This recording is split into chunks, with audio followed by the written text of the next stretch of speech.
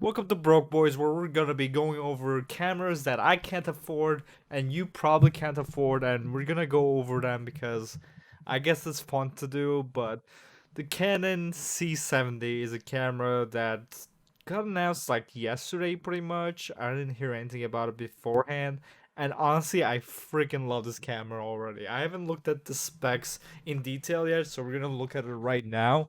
But this camera is what I want Sony to do, because I do love their A7 camera line for their features, and like the image quality you get from them are pretty good also. But I just don't like that they're inside of photography camera bodies. Like the camera I'm shooting with right now, A7R3. I love that camera and I love using it to take pictures, but for video, it's not the best. And things that people have been saying, oh, just wait for the FX6 to come out. And we are going to do a Broke Boys comparison between this camera and the FX6, see how it is. I am an owner of Sony FS5 that they got right here, which I love this camera too, but the lack of autofocus on this camera kind of kills it for me because nowadays, especially with COVID going on, you're kind of working by yourself, and if you're manning two cameras at a time, autofocus is essential. So even though I do love this camera, this camera with amazing autofocus would be, I mean, this camera with Sony's amazing autofocus would be great, and that's what FX6 seems to be is going to be. And this camera is only really a 1080p camera. You can shoot 4K, but it's not the best. But anyways, we're gonna go over the EOS C70. Let me just put this down. Um, The first thing I'll say is that I don't understand why Canon is doing this. Is that this is a Super 35 sensor camera, and I'm guessing they're just doing that because they don't want to cannibalize their other cinema camera like the C500. That's a full frame camera. But even with the C300, they're going Super 35 sensor. But I guess for cinema cameras, that's fine. A lot of professional level cinema cameras are only Super 35. If you get like a red camera or whatever, those are all Super 35, and you still get amazing image quality out of them. The size of the size of the sensor is not everything. But anyways, let's go over the specs. So, Super 35 dual gain output with supposedly 16 plus stops of dynamic range. Now we're gonna see how much of that is actually usable. I would assume this is probably like similar to what you can find on a C300, which is, sorry, I just had some Chipotle. But C300, I'm guessing it's the same exact sensor, and I think that camera is like over like 14 stops of dynamic range, so it'll probably be around there. I'm sure either way you'll get amazing image quality out of it, and it is a dual gain output sensor, so it'll probably do decent in low light also. Professional compact body design, and this is the most this I guess the most like amazing thing about this camera is that it's pretty much shaped like a DSLR, but it still has a professional video features.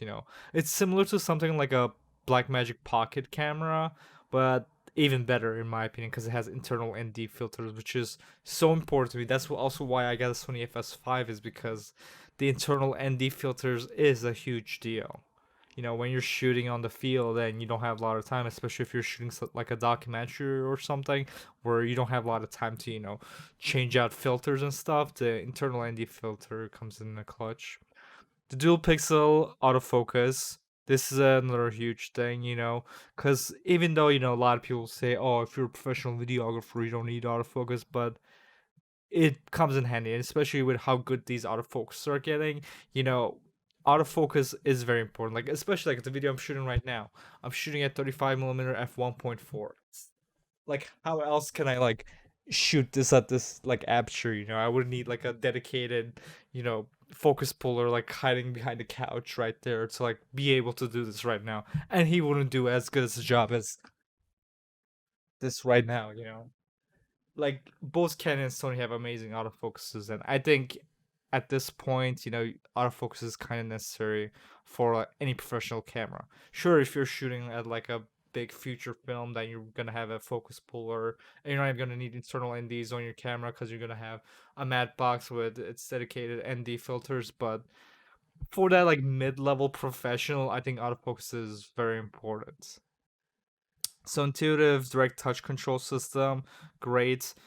As if you ever seen any footage of Blackmagic Pocket 4K, they have probably the best menu system. It's just simple, easy, unlike the Sony menus, which are horrible. And this is another thing, Canon RF lens mount. Now, this is also very important because when the C300, no, C500, yeah, also C300 Mark III, I think the latest one that came out, they released them in EF mount, which I don't understand at all because with the RF mount, you can just easily mount EF mount lenses on it.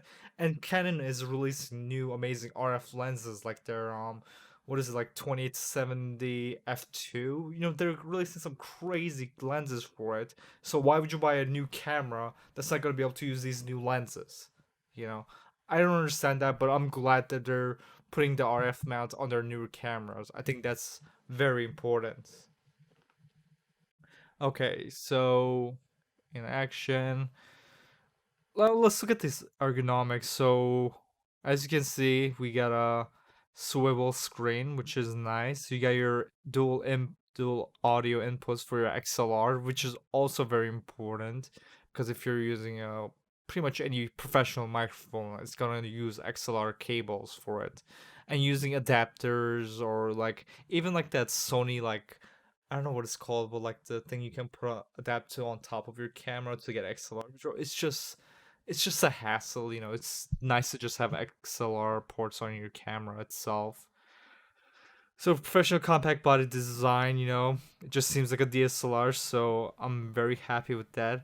And an interesting thing is that I guess they have a tripod mount on the side, which is very interesting because that means, I mean, you can easily do this with like an L mount bracket or something, but that means that they're kind of like, I guess, advertising this towards to like people who are making videos for like social media, so they can shoot your videos vertically, and then you can post it on Instagram or whatever. It's very interesting. And then obviously they're showing the camera on a gimbal because first of all, this camera does not have IBIS on it, so you are gonna need to use a gimbal in order to be able to get like smooth footage with this camera, which honestly sucks because I wish they did put a IBIS on this camera, considering it's also like a DSLR like camera that there should be IBIS on this. I don't know why they didn't do that, but it can do 4K, 120 FPS, 10-bit, 422, amazing. And it can do in Super 16 mm crop mode. So that's like, I guess it's like micro four thirds. So it's gonna be a 4 times zoom. And 2K can do 180 FPS, which, I mean, really, like, does it need to crop to do that? But yeah, but whatever. Maybe it just does it so you get one one by one pixel readout on the video, so that it's not doing any pixel bending or whatever.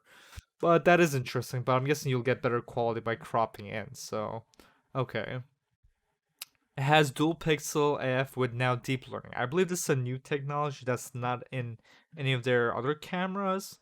So I guess it's just a better autofocus, That sounds interesting, but again, like I said, for especially documentary work where you're using more than one camera to get like two different perspectives of a person, autofocus is essential, and I'm glad that they're pushing the autofocus game even further.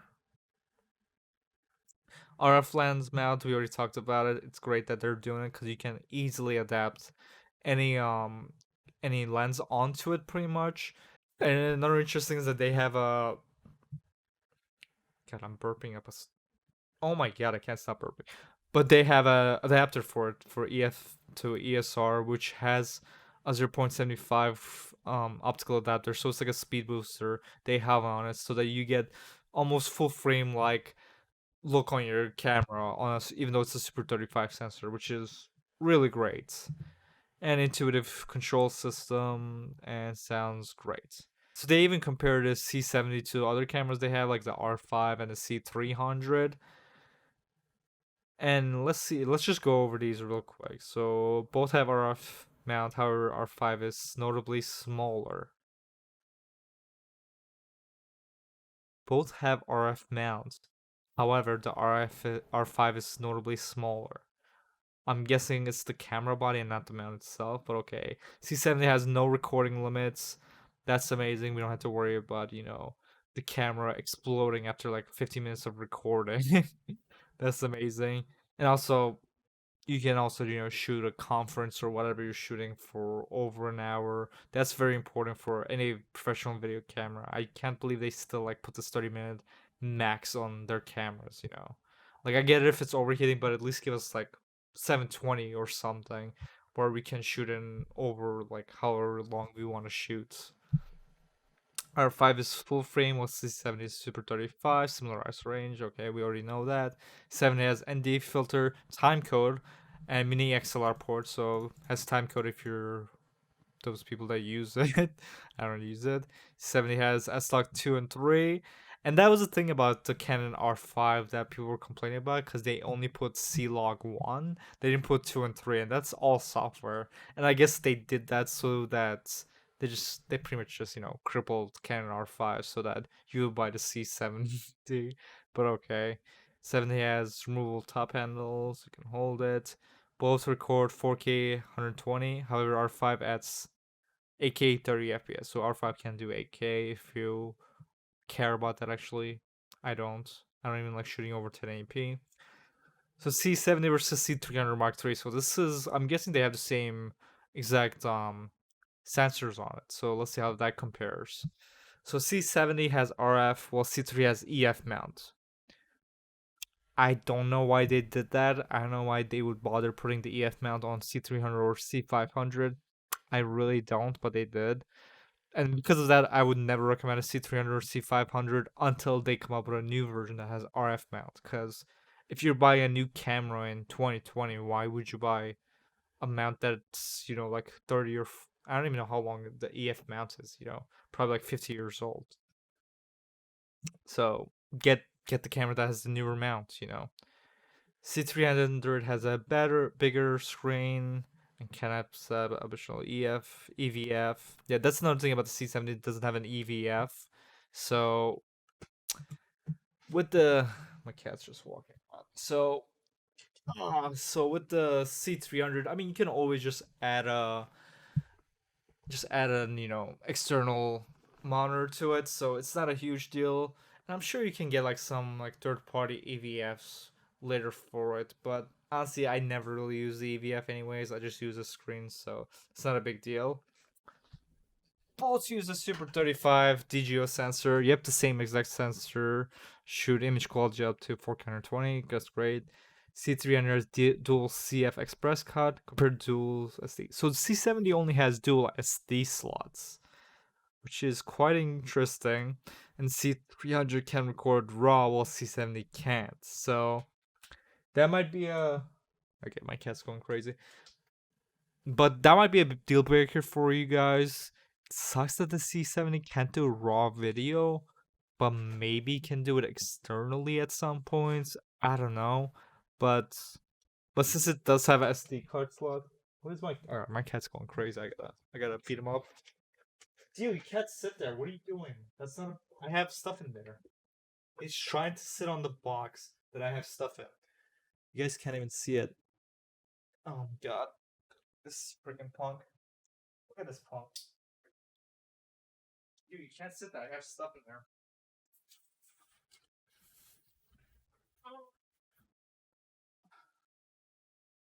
Okay. He was being a troublemaker.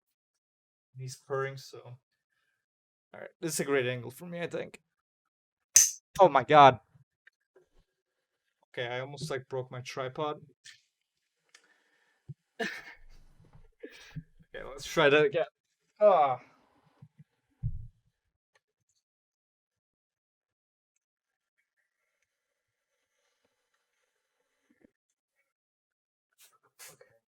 I almost broke my tripod, so that's cool, but okay, so let's go back into it. C300 has a larger Pro body design with full size XLR, so it's mini XLR, so you have to adapt your XLR ports. It's not the biggest problem in the world, but still. I mean, C300 Mark III, I mean, again, the EF mine kind of kills it for me, but it is interesting. So, I mean, again, I would wait for C300 Mark IV whenever that comes out with an RF mount, because having EF mount is kind of silly in my opinion. But yeah, so if we look at it also, it's a 9 megapixel sensor. So I'm guessing this camera will be great in low light, but it's the same as C200, so I'm sure it'll just do the same. 16 stops of dynamic range, but doesn't do any raw video. Well, the R5 can do raw video. I don't know, man. It's weird how like Canon just like they just like add and like remove stuff for no reason. Like you're making a dedicated cinema camera that's like a DSLR and you don't put RAW in it, but then you put RAW in your flagship photography camera. I don't know, it's weird. But so there is some image stabilization. 5x is electronic with so it's only an electronic stabilization. Yeah, it just says electronic combination IS. I'm guessing the combination IS is for lenses that have image stabilization on it, like the new 15 to 35 millimeter lens. So built-in ND, very important. And the mini XLR has an HDMI Type A, so you have a full-size HDMI out of this. And hopefully from there you can get some raw videos. Because if you can't, that's a big bummer. But that's gonna be it, guys. So Canon C70, it sounds like a great camera. I think it'll be a great um I think it'll be a great like just take it and go like cinema camera. It won't be matching up to C300 or C500 just because it doesn't have RAW on it, honestly, because it has the same sensor as a C300. They just crippled it so that you would buy the 300 if you do want RAW, which sucks. But I think the ergonomics are gonna be great on this camera. And again, I don't really shoot RAW ever anyway, so I don't really care. But anyways, this seems like an interesting camera. So anyways, guys, thanks for watching this video. Make sure to subscribe. Once we do get the Sony FX6 specs out there, I looked for it and like on the Sony Alpha rumors, there's like some stuff, but it's from like half a year ago, and like the whole world changed by then, so who knows? But once we do get some FX6 specs out, then I will do a comparison video between the EOS and C70, and maybe in the future, if I like stumble on $20,000, I'll buy both cameras and compare them. But anyways, guys, thanks for watching this video, and I'll see you guys in the next video. Goodbye.